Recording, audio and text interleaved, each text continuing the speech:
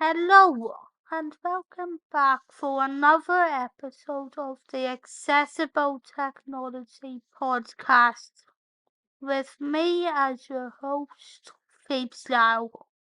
If this is your first time listening to this podcast, this is a podcast where you get to hear all about the everyday technology that is accessible for disabled people, as well as learning what technology is less accessible, and where you also get to learn details on how technology companies can continue making their technology even more accessible, if that's the type of thing that you're into. And if you're wondering why this podcast is recorded in the way that it is, it's basically because I have been paralysed from the neck down since 2001, which means that my only bit of movement is my head. So that's why each of the reviews and text stories you hear on here are all from the point of view of someone who has very limited movement. So if you are someone like that, or of people who have family members like that, make sure to share the podcast with them. This podcast is now available to listen to on Apple Podcasts, Amazon Music, Audible, and Spotify. However, if you'd like to support the podcast and the content I produce in other ways, you can also support it by going over to the Phoebes Lau Buy Me a Coffee page, which is where you will also be able to find exclusive episodes that aren't part of the podcast, as well as checking out a shop that I plan to open at some stage, where you'll be able to buy other products, so please consider checking it out. In this episode, you're going to be hearing the second part of my Disability Tech Talks series, which is a series that I did for Disability History Month in 2020. With this episode covering the technological solutions that were used to help us attend events throughout the coronavirus pandemic, and that I think should still exist today as we move on from the pandemic, as a way of making the world a wee bit more accessible for disabled people. But before I get fully into this episode, let me just add a couple of additional notes about the times that we were living in, and I hope this doesn't make anyone get any traumatic experiences or memories about the times that we lived in not so long ago. I apologize if that is not the case. So like the last episode, the main audio, which comes from a video that was uploaded to YouTube back in November 2020, was uploaded at a time when the UK was just about to go into its second lockdown. Life was completely at a standstill, since no one was allowed to meet up for fear of catching the dreaded coronavirus. On the odd time that people were allowed out, they got into arguments about what we previously thought were very silly things, including arguments over toilet paper, water, pasta, and other essentials. I just want one pack. No, not one pack. And orders, surprisingly enough, were given out to stop people from panic buying. Please don't panic buy, no need for that. You can go out and buy anything you need anytime. And there were other cases when shoppers even went to the extent of going around a shop in a zoo. I don't know what to make of that. Is she the most sensible person, or is she just a nutter? But nonetheless, it was also at this time when virtual tours and virtual talks became a thing as a way of helping out the tourism industry, which suffered greatly because people weren't allowed to travel to them in person. But in this episode, I'm going to be talking about which of the technological solutions to attending those events should stay around to help make events such as those and inaccessible buildings more accessible for disabled people. So while 2020 has been a hard year for most of us, a lot of the technological help that has been, like virtual quizzes, virtual tours, and a lot more, has actually been quite beneficial for disabled people. Speaking from my own point of view, before the pandemic happened, I don't think there would have been ways for me to attend tours that I wanted to go on virtually, to go to talks, or to even do quizzes online. And these are some of the things I'm going to be talking about. So at number 1, we have virtual quizzes for businesses. If there's a winner for anything that has taken off since the beginning of the pandemic, it's the quiz for virtual quiz nights. In a normal year, I would go along to quizzes quite regularly. I really enjoy the Disney quizzes and the Christmas quizzes that go on, and I've scored quite well in them in the past.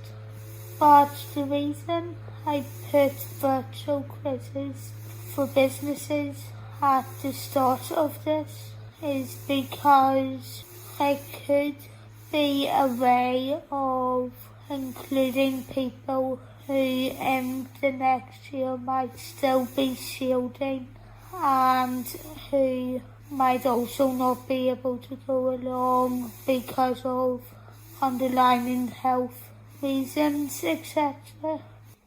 Most of the quizzes I go to give you a tablet to join in or ask you to download an app or go to a website on your phone, and to join in you just enter in a code.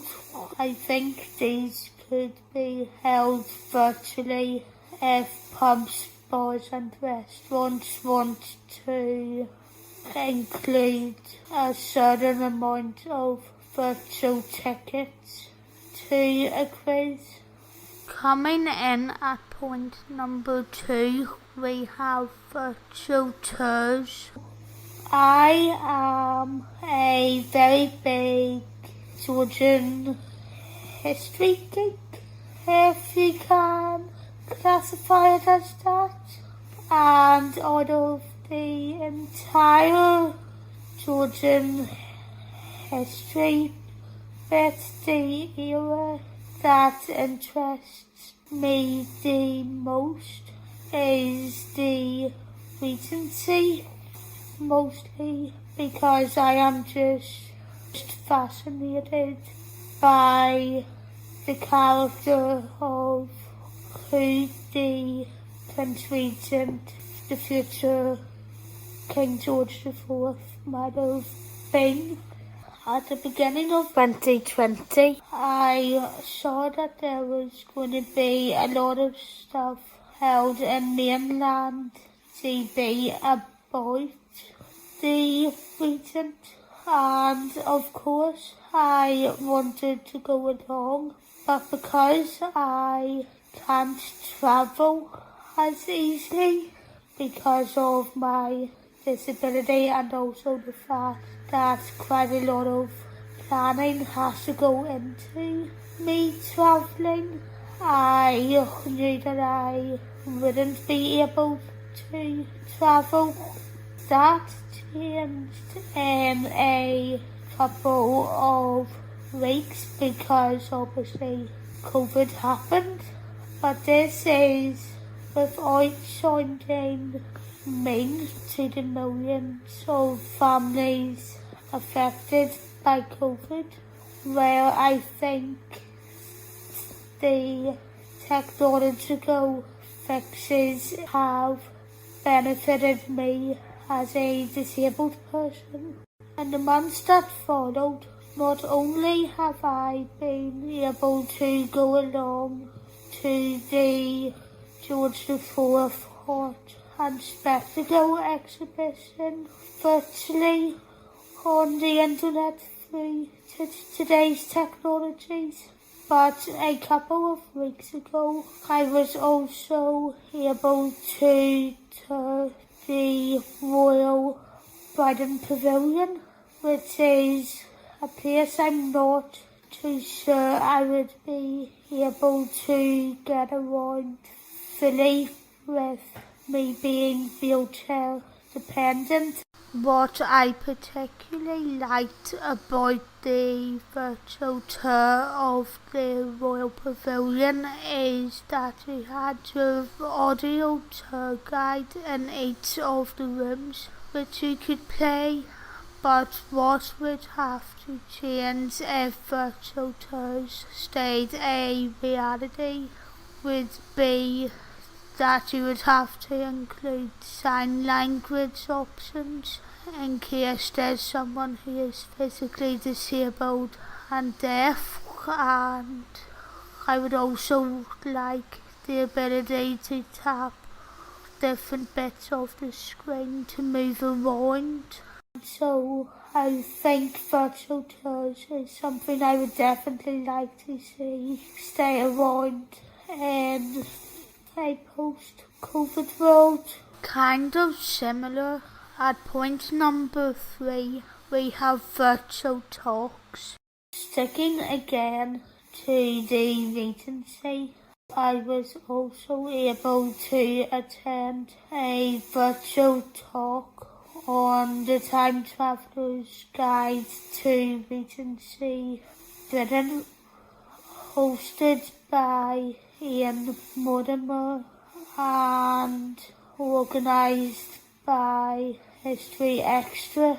Since again I can't travel just as easily as others anyway, I feel like this opened up attending a talk that I would generally be interested in, open to me.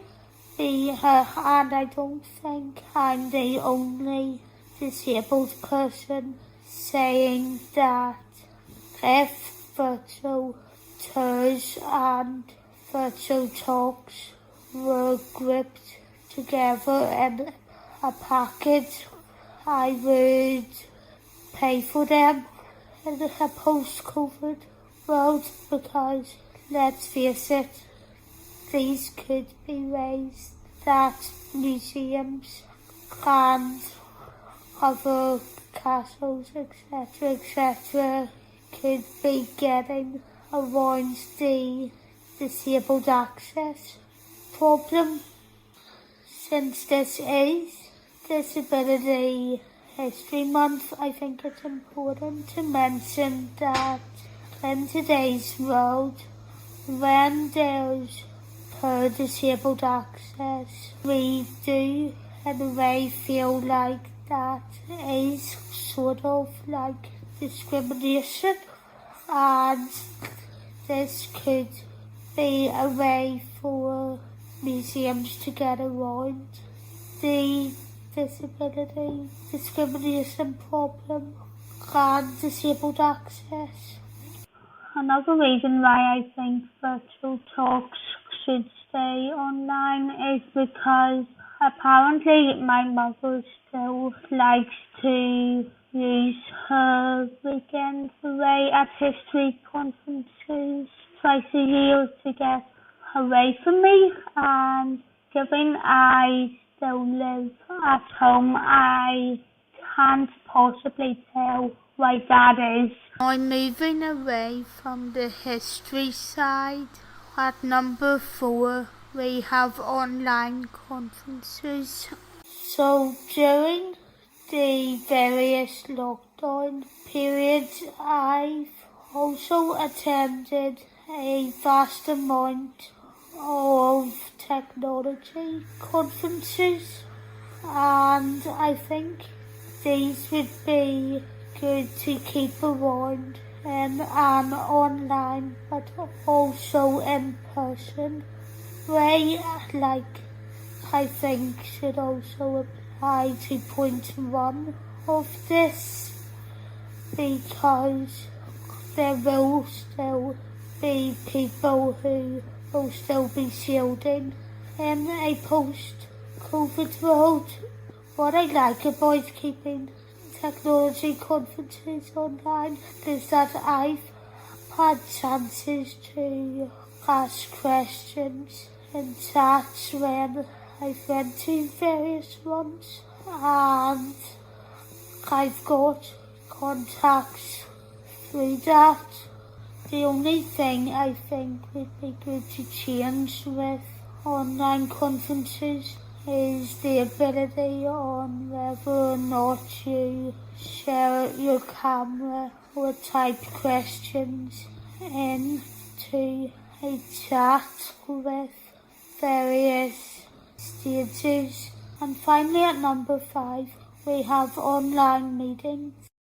In a post-COVID world, I would hope to be reporting on most things and conducting most interviews I do person to person in the same room as each other. But as someone who is living in Northern Ireland and who can't travel just as easily, if I am doing interviews with anyone in mainland GB or elsewhere in the world, I will be preferring to do them over the likes of Zoom. So if you survive until the end bit of this episode, what did you think about the technological solutions that I mentioned in it?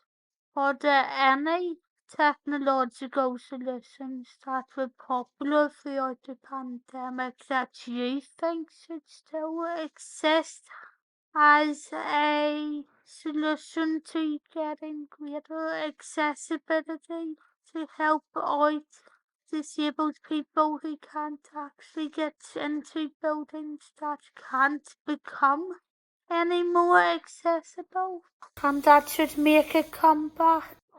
Or are there any other ideas that you have which I haven't brought up? Or on another note, would you prefer to just leave everything in the past? If you'd like to pass on some of your thoughts, you can include them in a review wherever you're listening to this on, as well as via the contact pages over on my Freestyle Tech Reviews site, www.pltechreviews.co.uk, or on my other website, phoebelow.com. If you are interested in watching the other videos that I've uploaded on accessible technology before, You can find them over on my PL Tech Reviews YouTube channel. And if you'd like to see a couple of my accessible tourism reviews, as well as my film, TV, theatre reviews and political videos, you can see them by searching for my Freestyle Journalism YouTube channel, or if you would like a video-free version of that and only want to listen to the audio because maybe you're driving, you can do so by searching for the Phoebes Cloud podcast on all of the same destinations as you can listen to this podcast on. But of course, there is also the Buy Me a Coffee page again.